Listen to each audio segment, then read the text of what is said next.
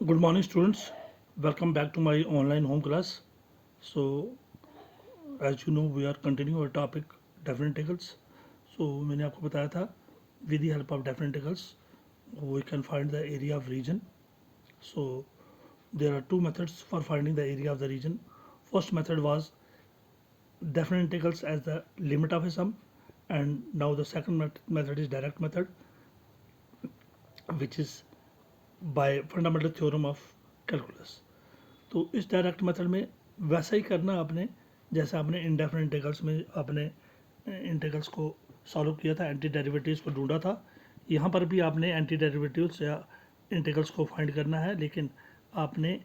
जो एक्स की वैल्यूज़ है वो डेफिनेट वैल्यूज़ लेनी है, फिक्स वैल्यूज़ लेनी है। वहाँ पर हम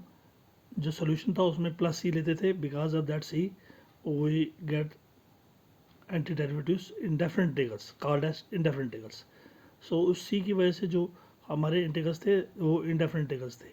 अब हमारी जो एक्स की वैल्यूज़ है इसको बाइंड किया गया फिक्स वैल्यूज़ है, इसलिए फार्मूला सेम है, सोल्यूशन भी प्रोसीजर भी सेम है, सिर्फ इसमें एक्स की वैल्यूज़ फिक्स हैं। उस फिक्स वैल्यू की वजह से हम इन इंटीग्रल्स को डेफिनेट इंटीग्रल्स कहते हैं। और आपने वैसे ही प्रोसीज करना है, वैसे ही एंटी डेरिवेटिव्स ढूंढने हैं जैसे आपने पूरा इंडेफिनिट इंटीग्रल्स किया। यहाँ पर भी वैसे ही आपने एंटी डेरिवेटिव्स ढूंढने हैं, लेकिन taking the fix values of x. तो एक वैल्यू होगी लोअर लिमिट और दूसरी वैल्यू होगी अपर लिमिट। तो चलिए स्टार्ट करते हैं डेफिनेट इंटीग्रल्स। ये सेकंड मेथड जो हमारा, we know integral of A to B F F X D X पहले as a limit of a sum था। अब integral of A to B F F X D X जो है उसका solution जो है एफ एक्स है, और उसमें फिक्स वैल्यूज क्या है ए टू बी। पहले बी की वैल्यू देनी है, फिर माइनस, फिर ए की। पहले एक्स में बी की value F F B minus, फिर एफ में एक्स की वैल्यू ए देनी है। पहले एफ में एक्स की वैल्यू बी देनी है, एफ ऑफ बी फार्मूले का माइनस एफ ऑफ एक्स की वैल्यू ए देनी है, एफ ऑफ ए। तो यहाँ पर जो डेफिनेट वैल्यूज दी है उन्हीं को पुट करना है, और सेम ऐसे ही प्रोसीड करना है जैसे आप एंटी डेरिवेटिव्स निकालते थे। आपको डेरिवेटिव्स दिए हुए थे और आपको ओरिजिनल फंक्शन ढूंढनी थी जिसको हम एंटी डेरिवेटिव कहते थे। यहाँ पर भी आप इंडेफिनिट इंटीग्रल्स की तरह एंटी डेरिवेटिव ढूंढेंगे और उसकी फिक्स वैल्यू उसमें प्लेस करेंगे। तो चलिए, so integral of A to B F of X D X is equal to F of X, और उसकी फिक्स वैल्यू क्या है, इसमें एफ एक्स एफ उसमें था F of X plus C, इसमें है F of X with definite values A to B. That means B put करेंगे F of B minus F of A. So let us take textbook exercise 7.9। इसमें है evaluate the following definite integrals. तो definite value ढूंढनी है इसकी definite integrals को। We have to find the value of definite integrals same as in case of indefinite integrals. So question number 1 is -1 to 1, ये हमारे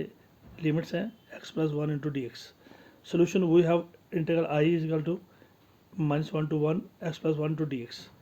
विच is equal to, अब आपको पता है कि integral of A to B है X पर एन, एक्स के पावर एन का इंटीग्रल क्या होता है, ऊपर एक प्लस पावर 1 नेट होता है और नीचे वही लिखा जाता है एक्स का पावर एन प्लस 1, नीचे भी एन प्लस 1, और साथ में लिमिट्स होगी ए टू बी। बी पहले देंगे, बी का एक्स की वैल्यू बी देंगे तो बी का पावर एन प्लस 1, नीचे एन प्लस 1, फिर फार्मूले का माइनस, फिर आप ए देंगे, ए का पावर एन प्लस 1, अब एक्स की वैल्यू ए देंगे, ए का पावर एन प्लस 1, नीचे एन प्लस 1। यहाँ पर भी तो आ जाइए, पहले ये है integral, we have integral -1 to 1 x plus 1 D X. तो इसका क्या निकालेंगे, पहले x का आएगा, x का पावर 1 प्लस 1, नीचे 1 प्लस 1, एक्स का पावर 1 प्लस 1, नीचे 1 प्लस 1, और x की इंटीग्रेशन हो गई, x का पावर 1 है इस समय, तो हो गया x का पावर 1 प्लस 1, नीचे 1 प्लस 1, और x की डिफरेंशिएशन 1 है और 1 की इंटीग्रेशन क्या है, x प्लस x। तो यहाँ पर x की इंटीग्रेशन हो गई, x का पावर 1 प्लस 1, नीचे 1 प्लस 1, और 1 की इंटीग्रेशन है x, और लिमिट्स क्या है -1 to 1। अब पहले 1 दीजिए, 1 का पावर 1 प्लस 1 हो गया, ये पहले इसको लिखिए, x का पावर 1 प्लस 1 हो गया एक्स स्क्वायर, नीचे 1 प्लस 1 2 प्लस x, और लिमिट्स क्या है -1 and 1। और अब लीजिए वैल्यू, पहले 1 दीजिए, ये हो गया 1 स्क्वायर बाई 2 प्लस 1, पहले 1 दोनों में 1 की वैल्यू देनी है, माइनस, अब दोनों में -1 की वैल्यू देनी है, -1 का स्क्वायर बाई 2 प्लस हो गया -1। तो पहले ये 1 वैल्यू दोनों में दे दी, फिर माइनस फार्मूले का ये हो गया एफ ऑफ बी, माइनस फार्मूले का, फिर फिर एफ ऑफ ए नीचे होता है -1 का स्क्वायर बाय 2 प्लस आ गया -1, तो हो गया 1 का स्क्वायर होता है 1/2 प्लस 1 -1 का स्क्वायर 1 होता है 1/2 -1। अब इसका एलसीएम 2 आया, 1 प्लस 2 1 ज़ा 2, और इसका एलसीएम भी 2 आया, 1 माइनस 2 1 ज़ा 2, तो 2 प्लस 1 हो गया 3/2, और -2 में से 1 निकालो तो -1 नीचे 2, माइनस प्लस हो गया, दोनों का एलसीएम 2 आया, तो ऊपर आ गया 2 कैंसिल 3, नीचे 2 कैंसिल 1, 3 प्लस 1 हो गया 4/2, 4 को 2 से डिवाइड करो, 2 2 ज़ा 4, तो 2 आंसर है। This is the solution. चलिए और प्रैक्टिस करते हैं। Question number 2 which is again very very important. और आपको पता है integral, we have integral 2 to 3 1/x dx, we have integral of 2 to 3 1/x dx। आपको पता है कि डेरिवेटिव ऑफ log x क्या होता है 1/x, so d by dx of differentiation of log x is 1/x, so integration of 1/x is log x, तो 1/x, क्योंकि differentiation of log x 1x है, 1/x है, तो 1/x की integration log x है, तो 1/x की integration हो रही है, तो 1/x की इंटीग्रेशन क्या है log x, साथ में वैल्यूज़ क्या है, इंटीग्रल्स क्या है 2 to 3, तो पहले 3 डालेंगे log ऑफ 3 माइनस फार्मूले का F of B minus F of A, फिर 2 डालेंगे, so log of 3 minus log of 2, this is log m minus N. ये log के 3 प्रॉपर्टीज होती हैं, log of m into N होता है log m plus log n, तो log m by n क्या होता है log m minus log n, तीसरा log m रेज बार n क्या होता है n log m। अब log m minus log n क्या होता है m बाई n, तो ये था log m minus log n, इसको हम लिख सकते हैं log m by log m by minus log n होता है log m बाई n, तो log m बाई n को log m minus log n, तो जब भी माइनस में होगा प्रॉपर्टी तो क्या लिखते हैं m बाई n, सो log m minus log n is equal to log of m by n, this is the solution. तो ये सारी चीज़ें आपको log की प्रॉपर्टीज़, साथ में इंटीग्रेशन को दोबारा जो इंडेफिनिट इंटीग्रल्स में की थी उसको दिमाग में रिमाइंड करके रखना है, वही फार्मूले वही सेम, सिर्फ फिक्स वैल्यूज़ को आपने F of B minus F of A से एंटर कर देना है बस, ताकि आप फिक्स वैल्यू ढूंढ सकें। चलिए एक और क्वेश्चन लेते हैं। Integral of 1 to 2 4x cube minus 5x square plus 6x plus 9 dx, we have integral of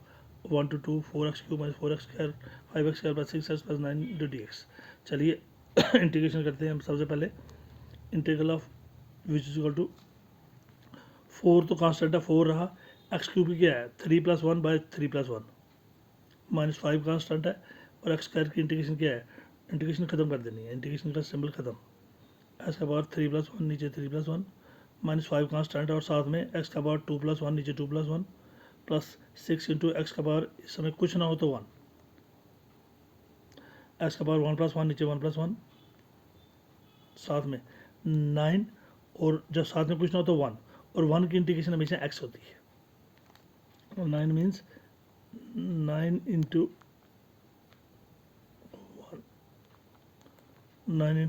1, so 9 constant है, और 1 की इंटीग्रेशन, एक्स की इंटीग्रेशन डिफरेंशियल 1 है, और 1 की इंटीग्रेशन 9, साथ में 9 के साथ कुछ ना हो तो 1, और 1 की इंटीग्रेशन क्या होती है एक्स। अब लिमिट्स के आगे दोनों में ब्रैकेट बंद करके लिमिट्स यहाँ पर लिखते हैं फिर F of B F of X is equal to A to B, A आपका 1 है और बी आपका 2 है। पहले 2 डालिए वैल्यू सब में पूरे में, 4 इंटू एक्स का पावर 3 प्लस 1 हो गया पहले 3 प्लस 1 हो गया 4 बाई 4 माइनस 5 एक्स का power 3 by 3 plus 6 into X का power 2 by 2 plus 9 into X 1 to 2, values 1 to 2, पहले 2 डालिए हो गया x4 माइनस, जो कि 4 पर cancel, x4 minus 5/3 x cube plus 2 3 ज़ा 6 3x स्क्वायर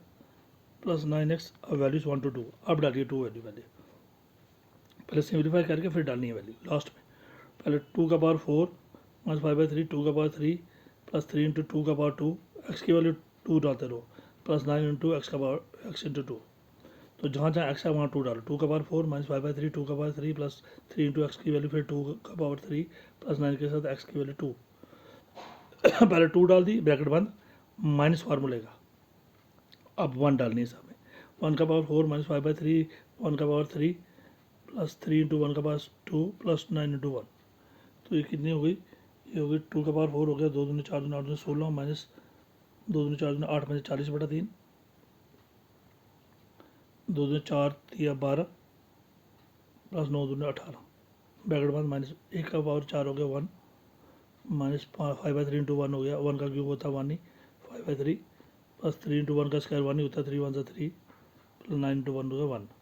अब पहली ब्रैकेट में आएगा F of B minus F of B A चल रहा है, तो ये हो गया 16 जमा 18 जमा 12 30 जमा 16 का 46 माइनस 40/3, ये आ गया पहले ब्रैकेट वाले। एफ ऑफ बी हो गया माइनस एफ ऑफ ए में क्या आया 9 3 12 और 13 13 माइनस 5/3, तो इनका एलसीएम 3 है, 3 इंटू 46 हो गया 138 माइनस 3 3 कैंसिल आ गया 40 माइनस आ गया एलसीएम आ गया 3 3 इंटू 13 हो गया 39 3 39 3 3 कैंसिल माइनस 5, तो हो गया 138 में से 40 निकालो तो 98/3, 39 में से 5 निकालो तो आ गया 34/3, ये 138 में से 40 निकालो तो 98/3, ये 39 माइनस 5 में निकालो तो हो गया 34/3,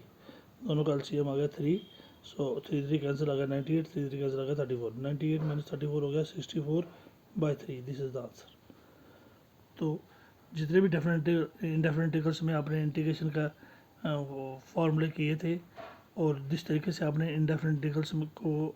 एंटी डेरिवेटिव्स को फाइंड किया था उसी तरीके से आपने फाइंड करना है, लेकिन इसमें डेफिनेट इंटीग्रल्स में आपने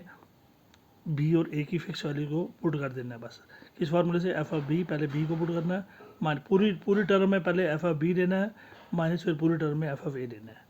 सो कल हम इसको फिर कंटिन्यू करेंगे। Thank you very much and have a nice day.